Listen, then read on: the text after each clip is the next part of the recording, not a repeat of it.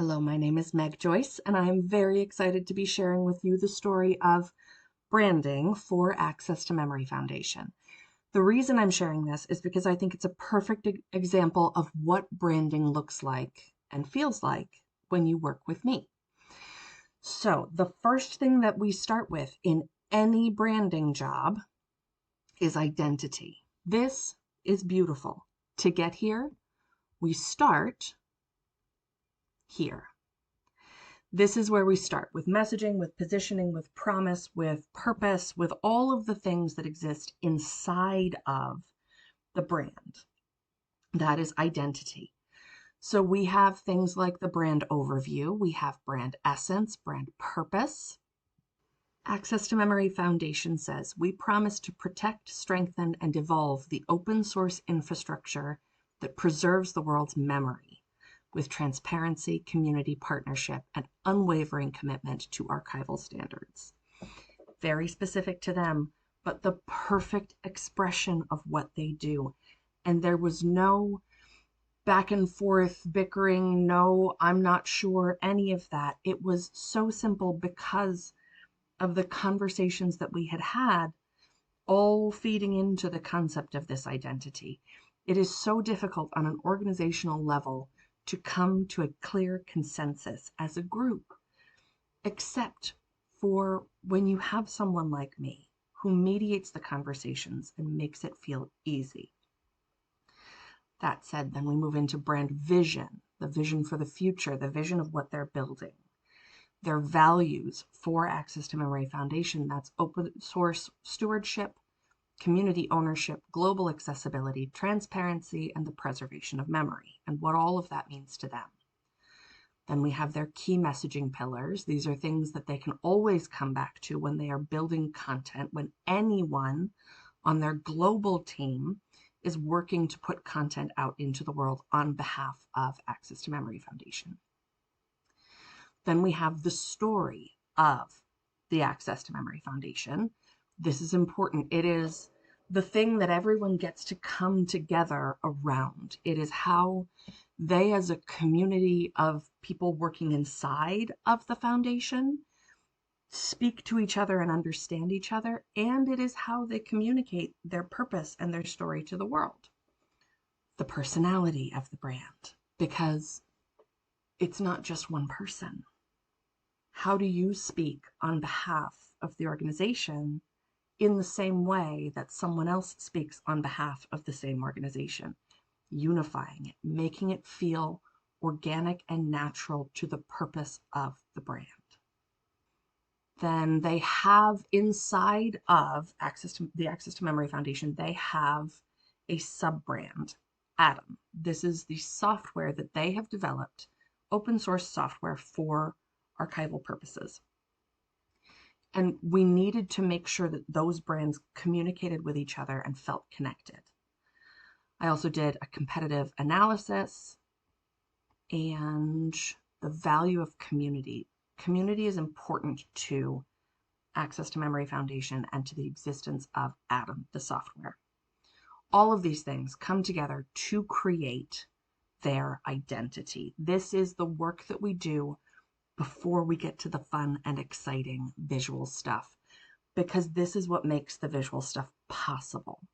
Without this, the visual is just surface. It's just a skin on the outside. It's a wrapper that doesn't mean anything. This is what's on the inside of that wrapper. This is the chocolate bar. This is the candy bar. This is the thing that people are really showing up to the brand for. And then we get to communicate that visually. So we have their brand visual guide. This is an internal version of their brand guide that has all kinds of information. It has bits of messaging and the feel of the brand and visual balance all throughout. The things that are important to them: stewardship, community, standards.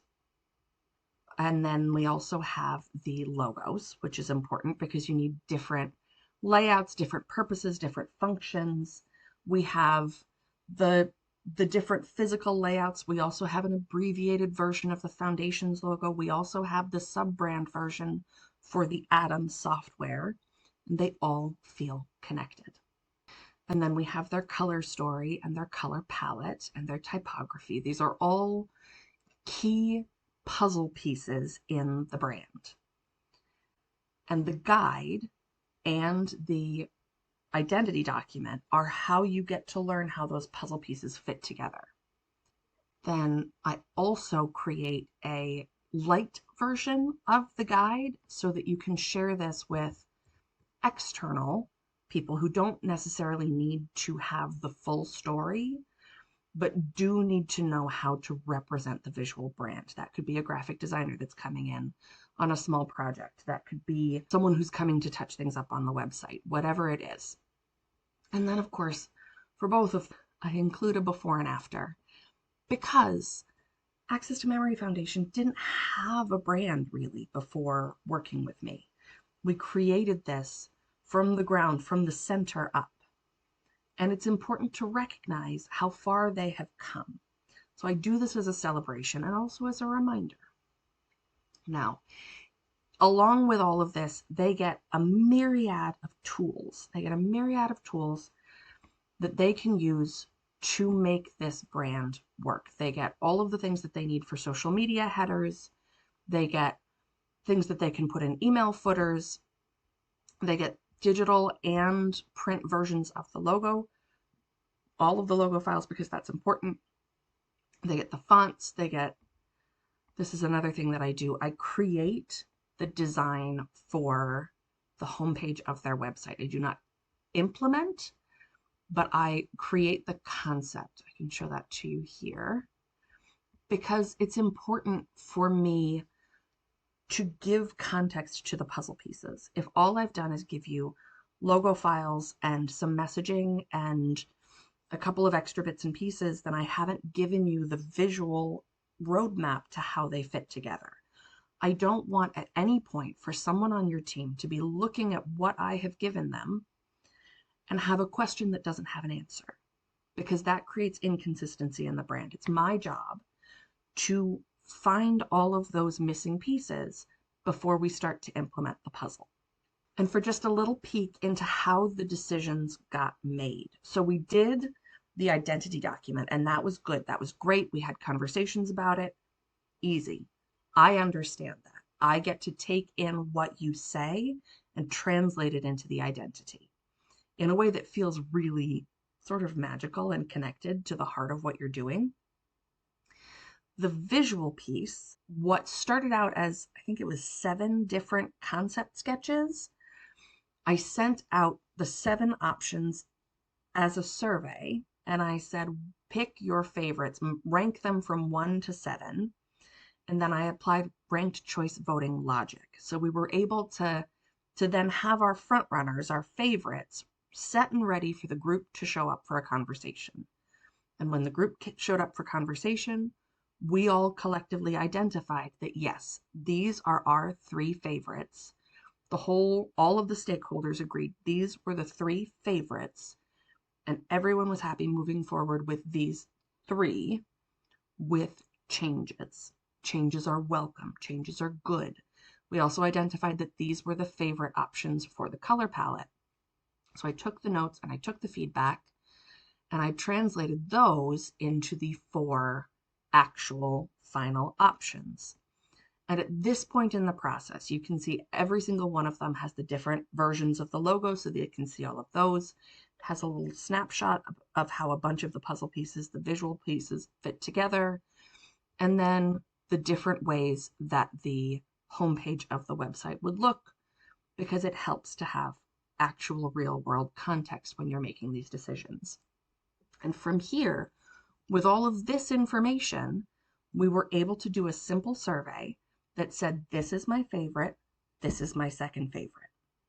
Because at this point in the process, there isn't a lot of help that criticism can have. So we make space for those conversations early on in the process so that this gets to be as streamlined and as smooth as possible.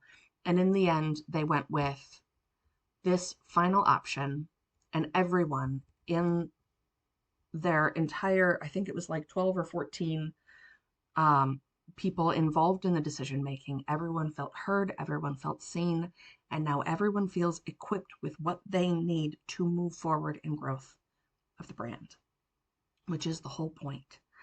I am here because I love this work. It matters to me that we are not just taking what you have and putting a new wrapper around it. It matters to me that we are asking the deeper questions.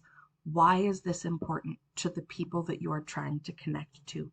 Human beings do not make logical choices. Most of us make choices based on emotion. We make decisions based on emotion. How safe do I feel with this brand? How heard do I feel by them? How understood do I feel by them? And because of that, my work starts on the inside.